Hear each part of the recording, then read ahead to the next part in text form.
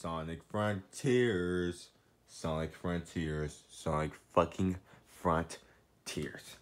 Alright, anyway, they just released more more more stuff about Sonic Frontiers.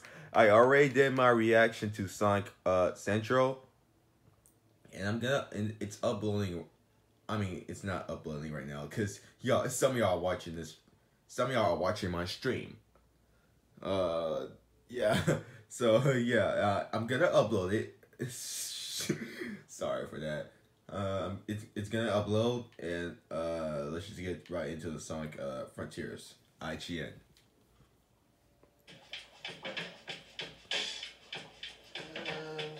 Okay. Long Quill, darkest skin Sonic needs to return. 30 years. He's been a pioneer of the high-speed 2D platformer, an Olympic athlete, a respectable kart racing enthusiast, a fighter, a TV star, and a Hollywood blockbuster movie star as well. But he's never done open world. And they choose to make it fucking linear in the fucking open world game. In the fucking open world gameplay. They choose to make it linear. Instead of fully momentum. And Sonic Frontiers fixes to change that.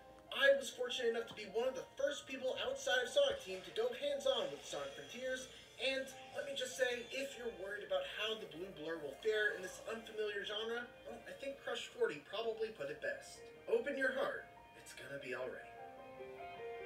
Open your heart, it's gonna be alright. The first thing that struck me about Sonic Frontiers was how uniquely somber and serene it was right from the outset. After flying into a world, it visually looks good. Sonic finds himself. Look at that. That looks like freaking long. That looks like long quills. Guiding him to collect the Chaos Emeralds. There's no one for Sonic to bounce quips off of.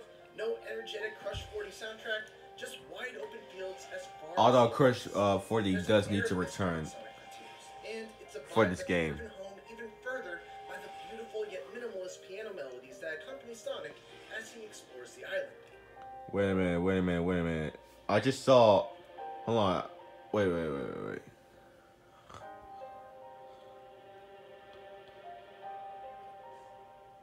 of this is a very intentional choice.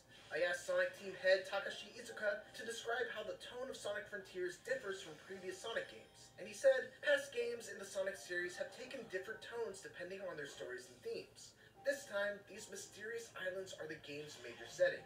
That's why our artists have worked hard to create a mysterious mood. Of course, the big new change in Sonic Frontiers is the shift from purely linear levels to a huge open world where Sonic can freely run in any direction. Oh, hold on. Wait a minute. Y'all just heard that? Y'all just heard what IGN just fucking said? Even though we looked at the gameplay from our own eyes and we saw the linear shit, they want to tell us this? Of course, the big new change in Sonic Frontiers is the shift from purely linear levels to a huge open world where Sonic can freely run in any direction. But Sonic... Alright, so in my last video, I was like Sonic Frontiers video, I was like, alright, this shit's linear. They need to, these are stiff animations. They need to delay the game. They need to delay the game. But I don't know if this is IGN or this is actually Sega stepping up. Hold on. Hold on. I'm not gonna get my hopes up. I'm not gonna get my hopes up. I'm not gonna get it up. But if what IGN is saying is true, I've been seeing some thumbnails on people's reactions, and it looks pretty positive. Hold the fuck on, Sega. You might actually. Hold on.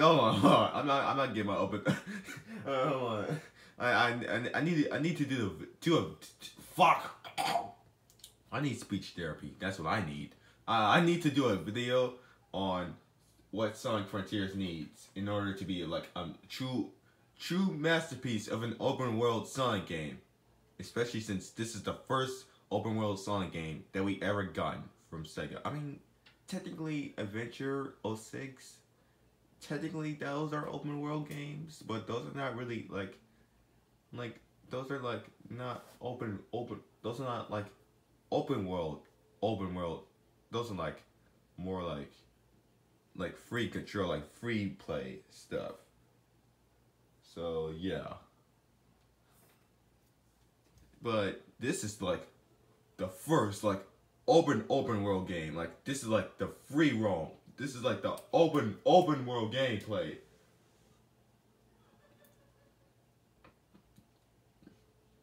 But if what IGN is saying is true, then I think Sonic Frontiers could actually have a chance. Team doesn't like to use the term open world to describe Sonic Frontiers' gameplay, instead referring to its style as being open zone. Open world games like Zelda or other AAA games fundamentally have RPG or adventure worlds. For Sonic, the core here is a 3D action game. Our basic idea was to have that take place in open space. What sets Sonic Frontiers apart is this different approach to an open game world. Having played Sonic Frontiers for about 4 hours, it's easy to see what Izuka-san means. Sonic Frontiers' open zone design is very different from any other open world I played. It's a giant playground. Every few feet there's a bumper spring that bounces you like a pinball between 5 other bumpers before putting you on one of the many grindable rail tracks. Or a speed ramp that sets you on a completely different path leading to some other collectible or reward. Or a line of rings that you can lightspeed dash into. Essentially, they've taken that core appeal of every Sonic level having multiple paths that eventually loop back around to the main one and applied that to these giant non-linear open zones.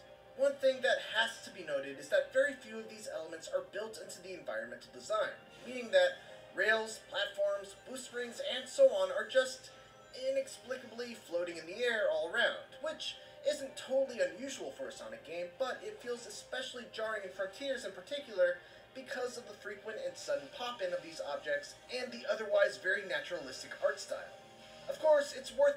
And the fact that they literally just ripped the Sonic Forces gameplay and put it into this open world game. That's supposed to define the next 30 years of Sonic. A wide variety of puzzles and challenges that are littered throughout the zone, and completing them is how you uncover sections of your map. Most of these are very simple, requiring you to orient the statue the correct way, quickly hop back and forth between colored tiles, or use Sonic's new side loop ability to draw circles around certain objects in the environment to interact with them. The best ones, though, are the races against the clock where you have to get from point A to point B in a limited amount of time. The openness of Frontiers level design makes straightforward races like these a ton of fun, because you have to try... I like how they boost, even though it's better, but I would have preferred it if the camera and Sonic was like actually going faster, like faster. Like kind of like Sonic Utopia and Sonic Project Hero, where he would go faster every time he would run like somewhere. So yeah, I would have preferred that. Improvise a path to the end that might not be immediately obvious.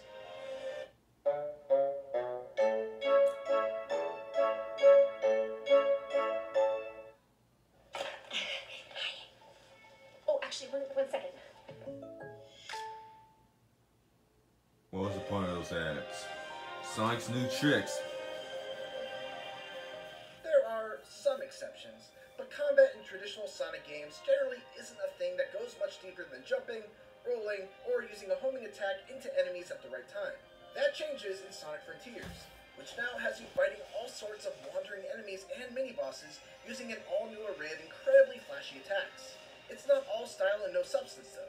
Sonic is able to quickly dodge using the bumper buttons on the gamepad, and by pressing them together, he can even parry attacks with the right timing. His homing attack also feels much more powerful, landing with a ton of impact and keeping Sonic stuck to his enemy. I like that the homing attack actually has an impact. I really appreciate about the combat I mean, it always had an impact. is that there are usually multiple ways to deal with specific enemies.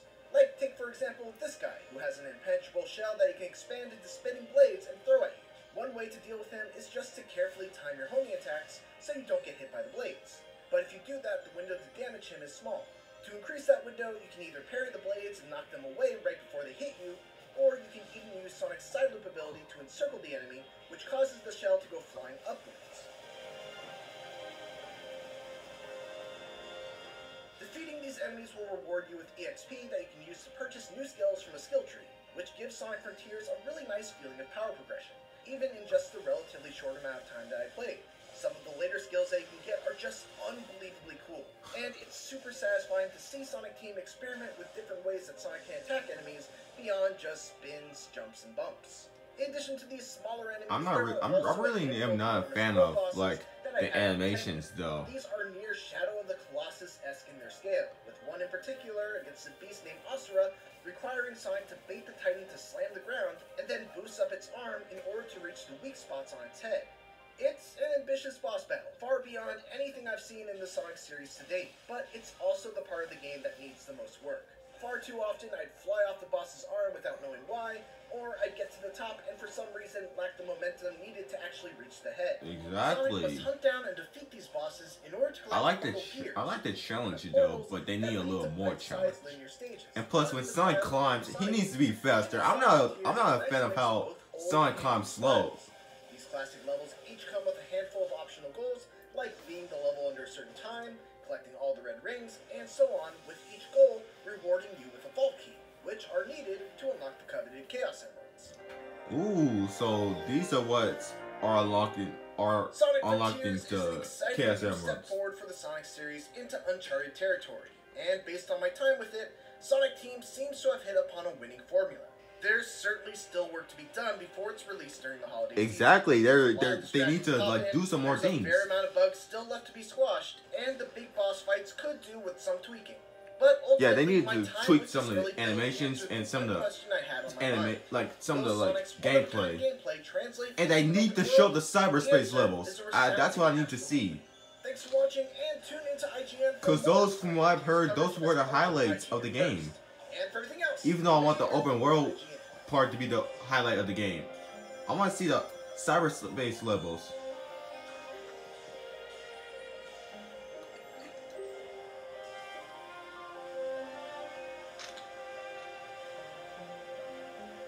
Bro, they need to tweak Sonic's speed. That's what they do. That's what they need to tweak. His speed.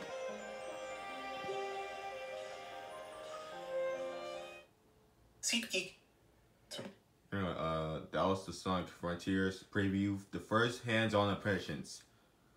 This was from IGN. So, yeah.